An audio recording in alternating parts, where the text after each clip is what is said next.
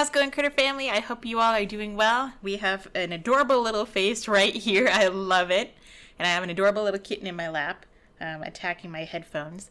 So this apparently is Senshi. He is what looks like to be the Japanese Akita or Japanese Akita. There's a Japanese and American version. The American version usually has a less of a pointy face, more of a broader head, more of a bear-looking head, but adorable, all the same, super cute. I love this little face. This video is from DGP Dog Behavior videos. I believe this is a suggestion of someone showing, versus Robert Cabral, who uses a prong collar and unnecessary methods to train another Akita in his video. Here is one. I believe that this gentleman or this group doesn't use any corrective collars with this guy, an Akita. So sharing tips to stop Senshi from pulling on leash on walks. So never seen this guy before, but we're gonna go into it blind as we usually do. As always, using all footage here and giving my criticism under Fair Use Act, just giving my point of view, giving my criticism, pointing out things that I see that the everyday average Joe or owner may not see, and pointing out, body language and behavior that I happen to see. This little guy is too stinking cute, so if you're ready for that, then let's get started. This fellow is Sochi, and in this video, we're going to go over how you can teach her, do what I like to call an attention walk. So the Guardians decided that she's going to use the word of mira. That means so mira sounds like Spanish, or something like that. From what I took of Spanish, I am half Spanish, but I don't speak a lick of it. Mira sounds like look at me, or watch me, or look. To look at me. Okay. So basically, now we're not going to be able to trigger that yet. So we're going to use a marker word. The marker word that we're going to use is bien. Good. So basically, bien means good, or maybe okay. What we're going to do is we're going to go for a little bit of a walk. And we're going to stop. So I automatically, first off, I love there's loose leash. They're not worried about it. They're not focusing on any position of him.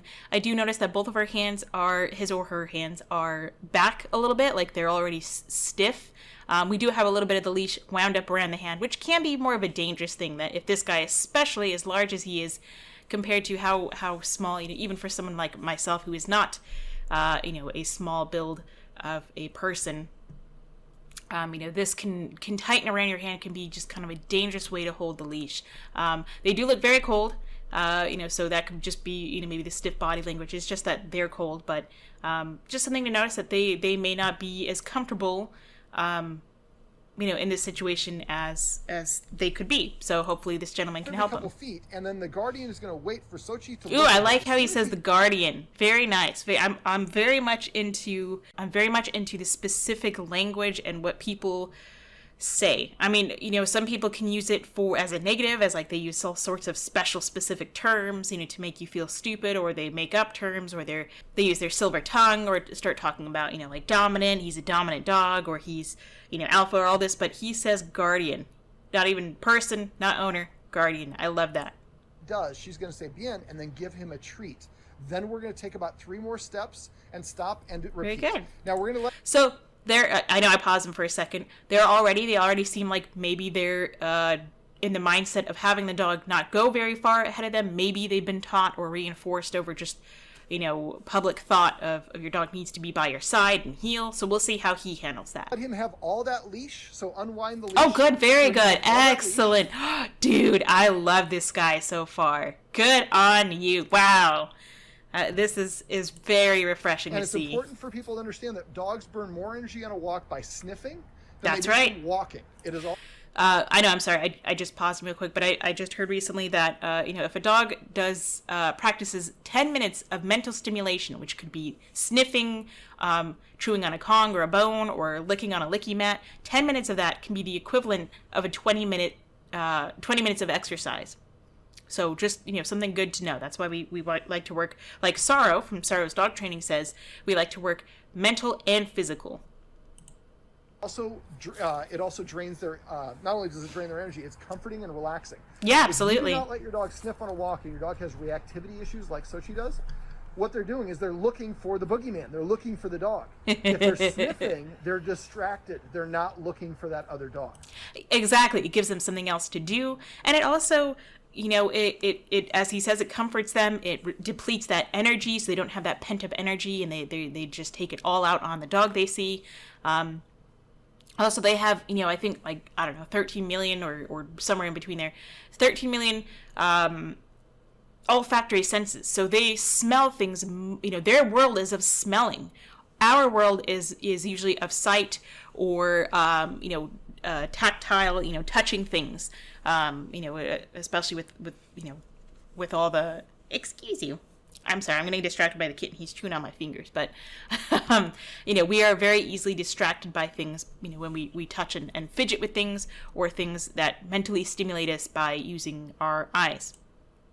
Now, we want the human to become more important to the dog. So I'm going to go ahead and transition here. Wait 1 second. Let me get a couple feet ahead of you guys.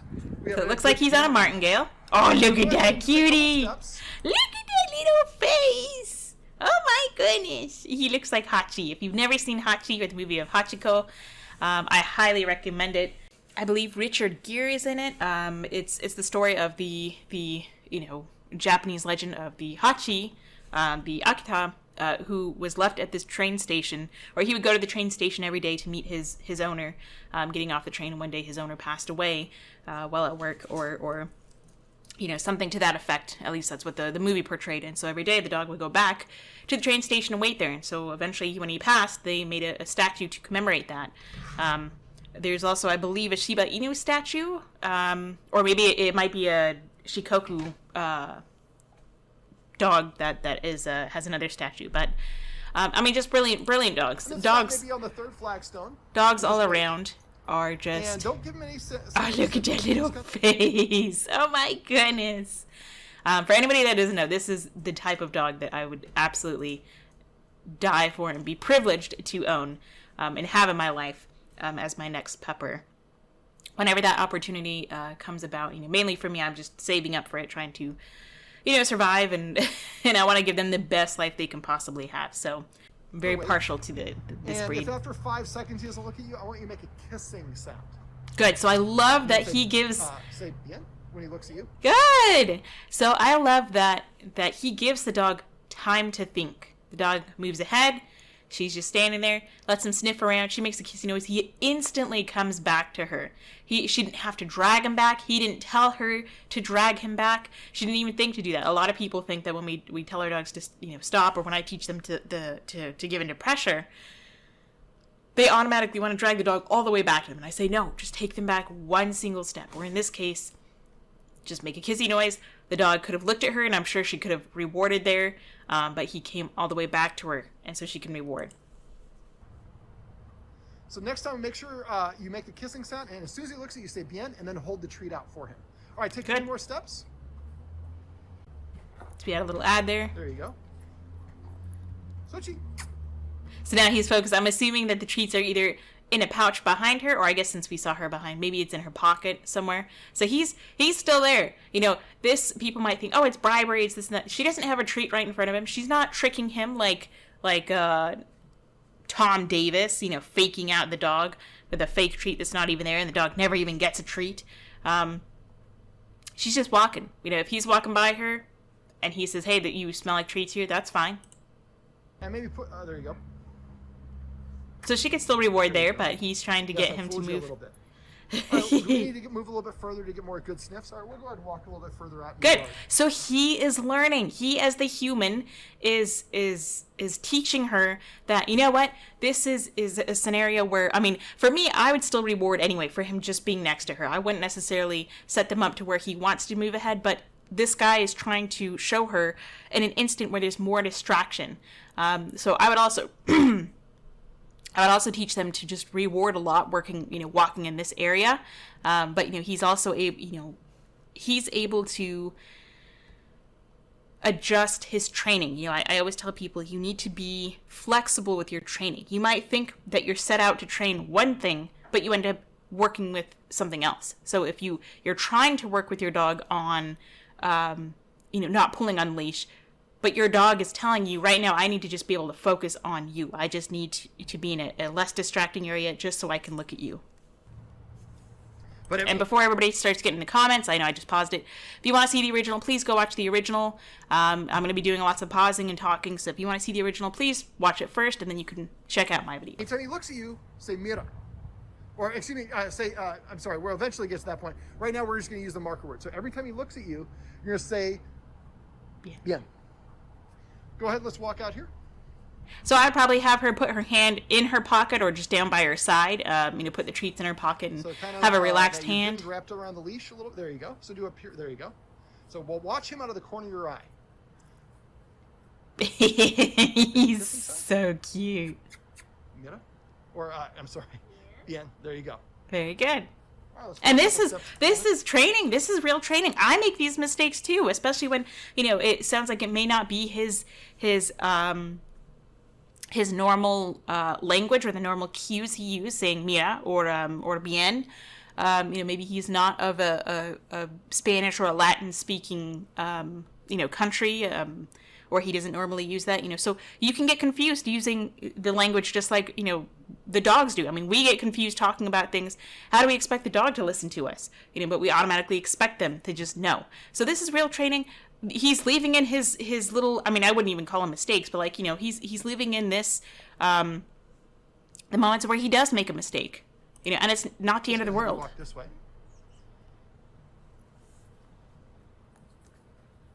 He's doing awesome. We're just going to wait. This time we're just going to wait for him to look at you. Yeah, you're looking at the wrong person. I don't have any cheese. Nope. So say the B word as soon as he looks at you. So I make a kissy noise now. Part of this is the guardian doesn't let him sniff entirely on walks. Some sniffing, some walking. So I think he's out of practice at sniffing. Most dogs would be sniffing the ground. Were there squirrels out here? Were there rabbits out here? Was there, a delivery person sent? And normally the dog would probably be looking more at his owner or his guardian, as this gentleman says. But we have a person in front of him, a new person. They are, he's a distraction to the dog. He has a camera. He's talking a lot, so that's not a fault. I admit that too. When I'm working with somebody, I say, I am a distraction. I'm something new in the environment. So of course he's going to be looking at me. When you're working alone or just the two of you, it should be easier for you because then you won't at least have me as his distraction. And he's not doing any of those things. So one of the things you might do is, since he's allowed to have cheese, and keep on watching him. So if he does look at you, you're going to say, bien, and then give him that treat. Is you might come out here with some shredded cheese and sprinkle it around on the ground here. So and then lead him up to it. Well, what's he going to do? He's going to sniff. He's going to lick up that cheese.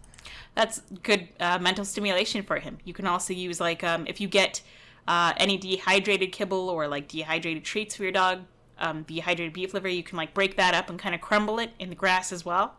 For those of people who are worried about giving their dog a lot of dairy products or things, or just get some deli meat, just kind of take up little chunks and throw it in the grass. I think that's also a brilliant idea. After a while, idea. He starts looking at that.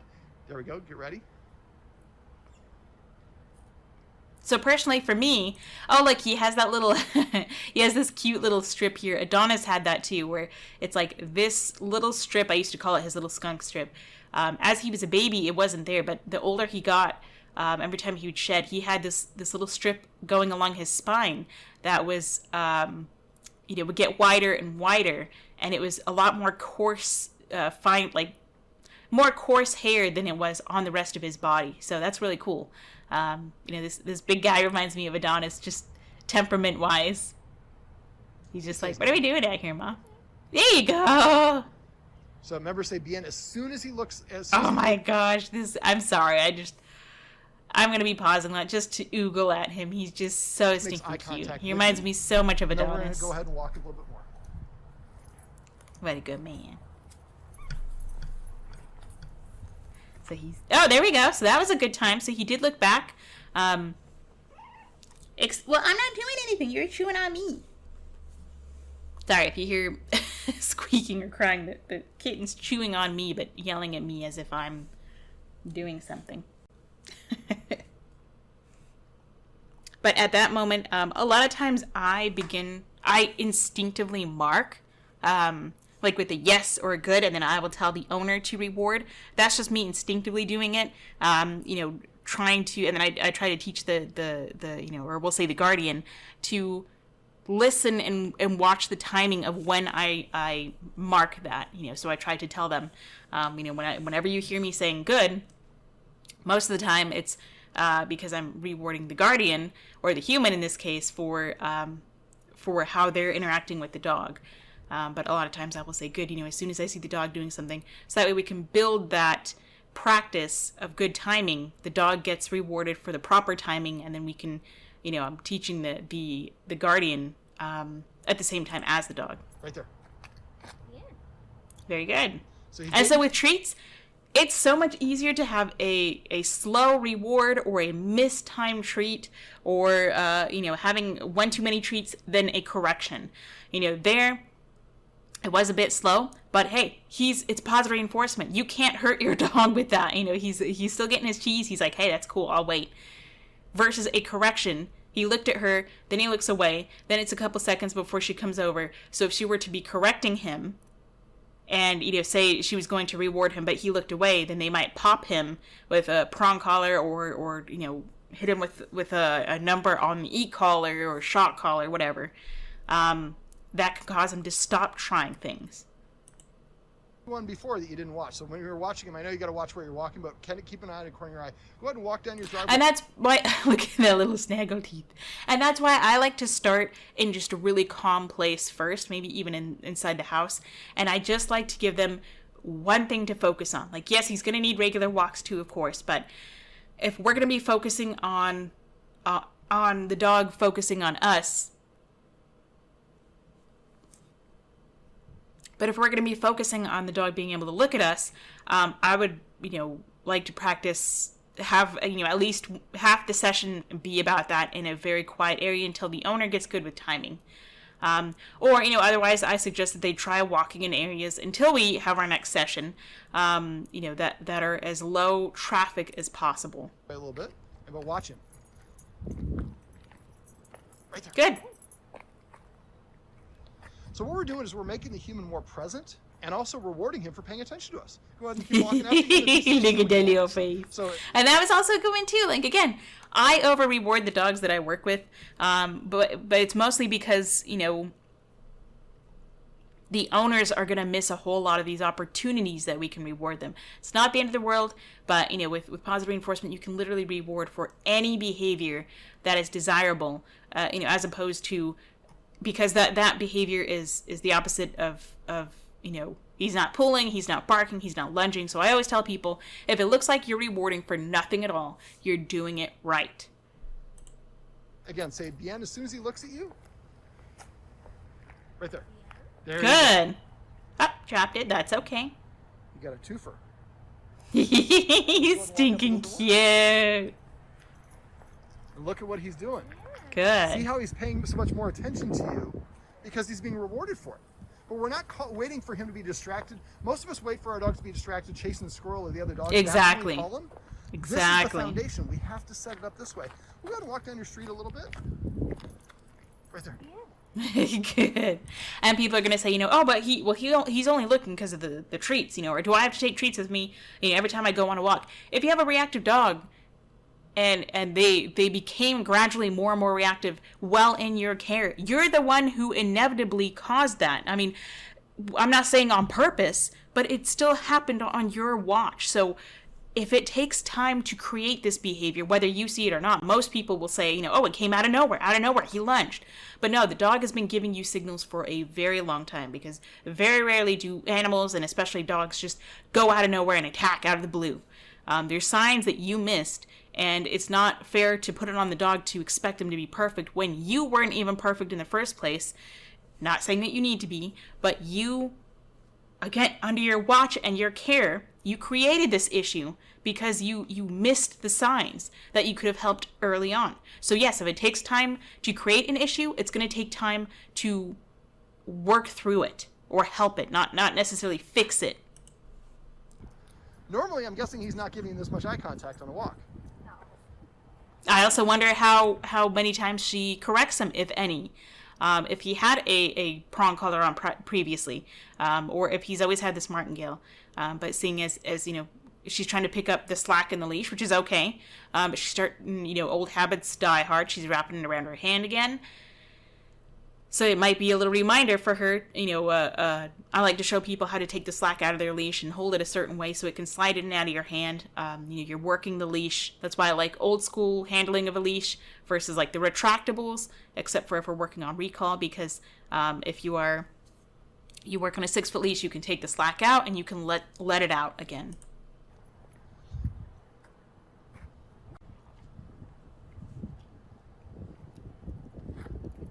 Good. I like that she's fixing his little foot, because a lot of people just ignore it, or they yank the dog around, or they just let the dog get caught up in it. I mean, for me, that's a personal pet peeve of mine. Like, I want to stop the dog so I can fix them. Sometimes if it's a long line, we can let them fix it themselves.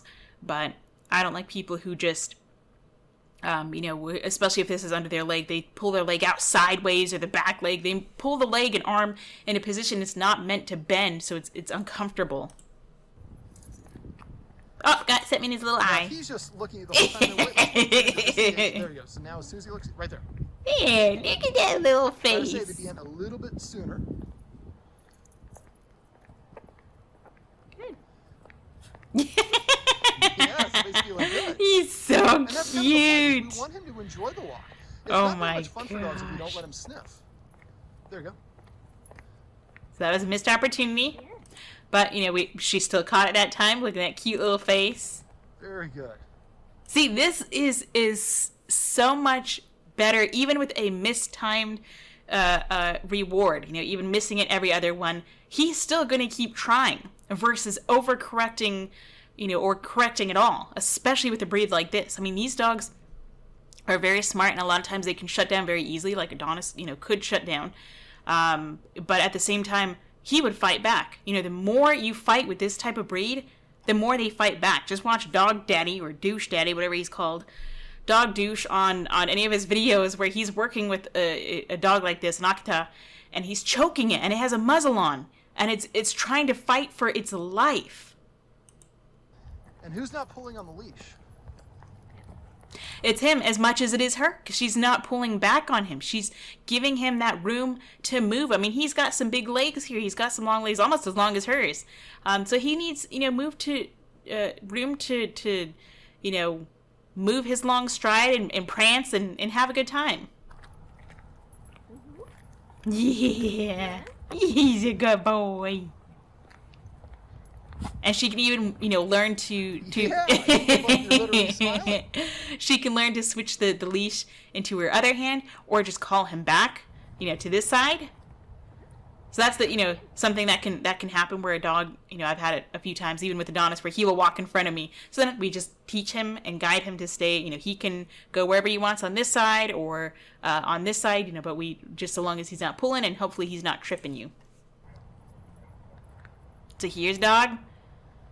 Now, are they in those houses where it's Thought got a about dog it? that he likes to bark at? No, there is a dog that he hates. But Is it? it's It's too close far enough. away. Yeah. So when you're doing this, but It is like a mix. So here it would be okay to I would say to shorten the leash a little bit, but still keep it loose. Just take it a little bit, just so you can gently guide him, so you're not tripping over him. Of love with And then as long as he stays, on this side or on whichever side, and he's not trying to, trip in front of you, then you can give him more leash. well, just what I'm saying is when you get to that, you should be doing this exercise before and practice Exactly. walking back and forth in front of his house with him, ignoring the other dog and paying attention to you. But if he just stares at that dog, then walk as far away as you need to before you can get him to look at you. And then Excellent. walk in circles around there. Excellent. Oh my gosh, this guy has a brain. That is amazing. I don't mean that as any insult towards him. I mean that as really praise. That is absolutely amazing. I mean, that's what I preach, or I try to preach, get as much distance as you can and work there. I mean, this guy, What bravo. you do is just practice. There we go. So now he's kind of So, disengaged. yep. Mm-hmm. So now he's going back to his old habit. He's looking for a dog to bark at. Good, very good. That was so good. So here would be a moment where I would say, okay, maybe we'll try stopping and standing here. This might be our limit here. And then we'll, just stand here a little bit. Maybe we'll walk back the other direction, or we can stand here, wait for him to look. We'd board a couple of times there, and then continue walking. practice because this is his habit. He's used to doing this. Good man. And remember, try to be consistent. However you say it is fine. Yes. You can elongate it, just always elongate it. Bien. Now, if you wanted to be on one side, you would hold the leash in your other hand. If you, let's say you want him on your right side. I don't know, do you have a preference? Do you want him on your right or left? Probably where he is. So then I would hold the leash in your right hand and have your cheese in your left hand. So that way he's on the side that he's getting the cheese. He just kind of gets practice at walking on your left side if that's what you want him to do. Some people don't care where they go, but for some dogs it's more comfortable for them to know my job is to be on this place. Let's walk on the grass up here. Yeah, I think he's right about like consistency. I mean, I don't know if a dog would see that as like a job. Maybe it is, but particularly being on just one side. But that's just what they're used to. At the same time, I like to practice walking with the dog on either side because with Adonis, I only ever walked him on the left because that's how everybody does it, and that's how I was taught and raised to think with him. And but there was times when it would have been beneficial for him to be on my right, but he really didn't want to stay on the right side. He preferred the left because that's all he knew. So like with everything, most things have two sides. Dogs have two sides. Horses have two sides. So it's good to mount on both sides and dismount. With dogs, I just think it's an extra great thing that you can teach them to walk loose leash or heel on both sides. And for me, loose leash is also in front of me. I don't care where they are. But when it comes to heeling, tight quarters or close quarters, I think it can be an extra benefit. So there's gonna be more distractions, but watch for the looks. So he's trying to get the most out of it to teach her about the distractions and how to work with it. For me, I like to separate that. I really like to slow it down and say, look, what we're doing here, I want you to just practice doing this in this kind of environment. Don't go looking for distractions. Distractions, if they happen, then that's life, and deal with it the best you can by increasing distance. But we will have, I want you to practice the basics first and build up that tolerance. And then we can come back with a different, session or at a later date and work on more, we can set it up for more distractions. But for me, I think it's a lot to, personally, I just think it's a lot for new owners or guardians, people I'm teaching, to remember all of that. She's just now getting good about the remembering about the timing of the good, the marker, and then we're going to be adding other distractions. So this, he may not, that might not be the homework he has for her, but it might just be just to show her what you can do. But I feel like, anyways, for me, I like to really separate those two. Really practice, I really like to practice with the training wheels, and then we can start with more and more distractions. So the reason that we're saying bien is that's his marker word. And after we do that enough... So I don't know if he has explained to her or not the reason for the marker word, why it's so important. I've been there where I'm working with somebody and I say things and I forget, or I don't realize that I'm just talking a different language than what they're used to. So the reason why we have a marker or a marker word, a marker could also be a clicker. The reason why we have that is because it's called a bridge.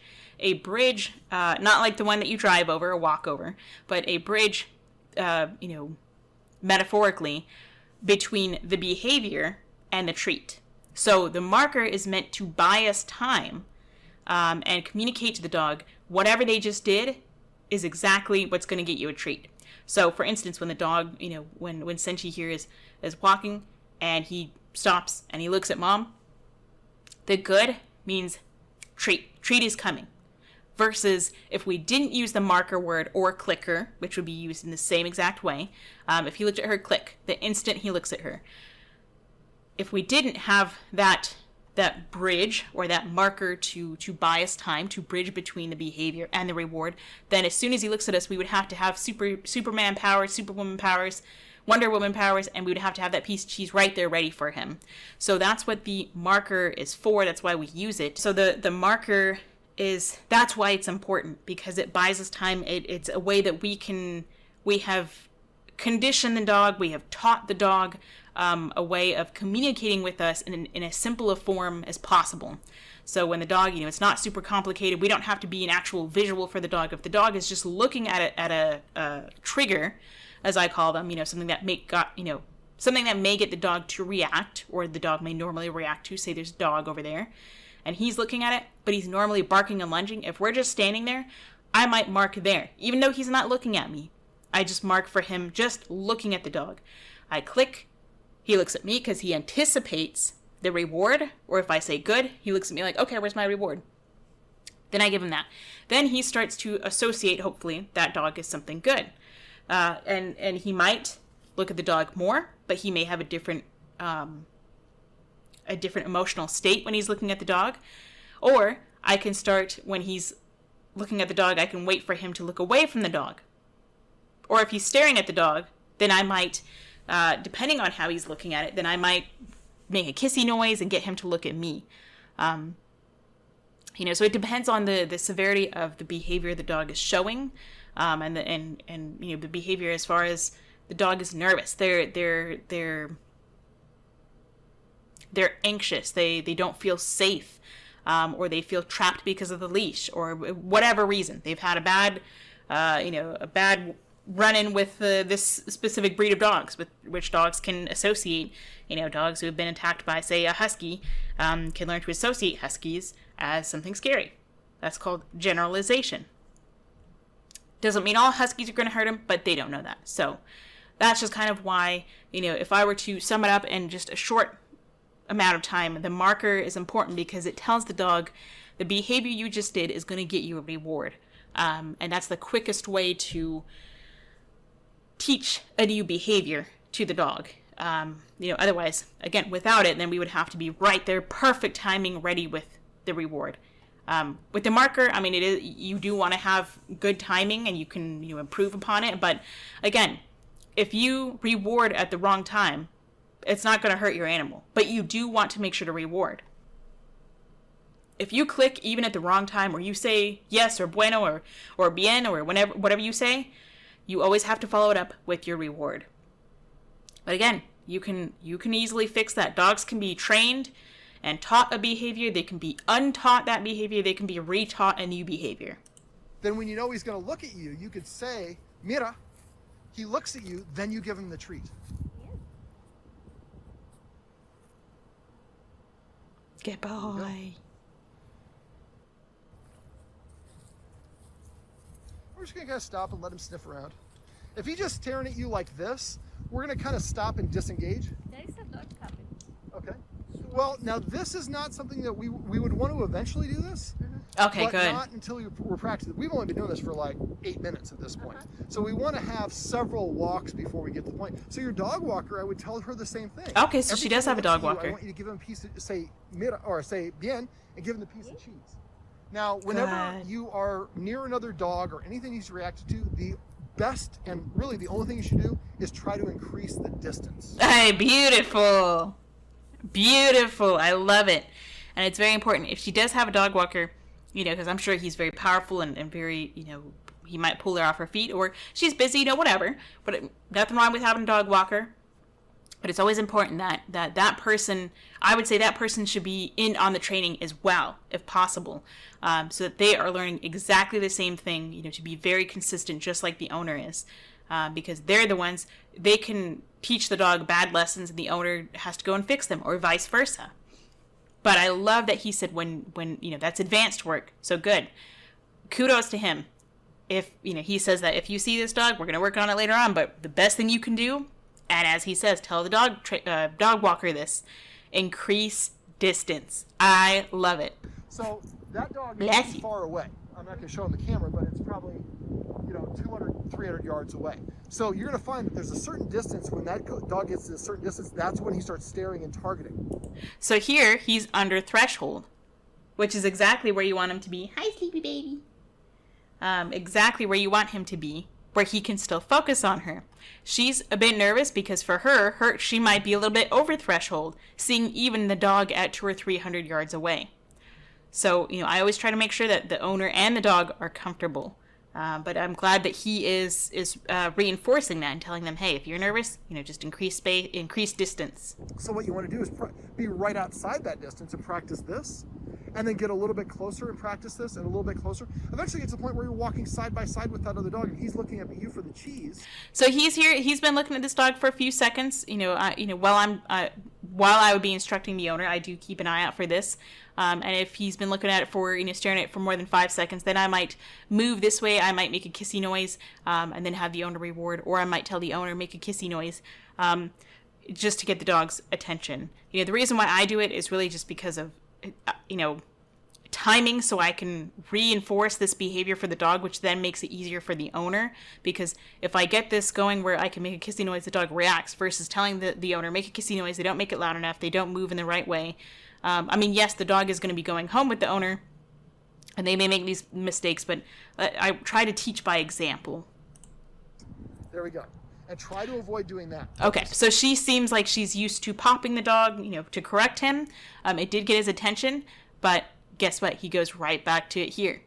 Versus if she made the kissy noise, he associates that as something good, versus pop on the leash, he just ignores it.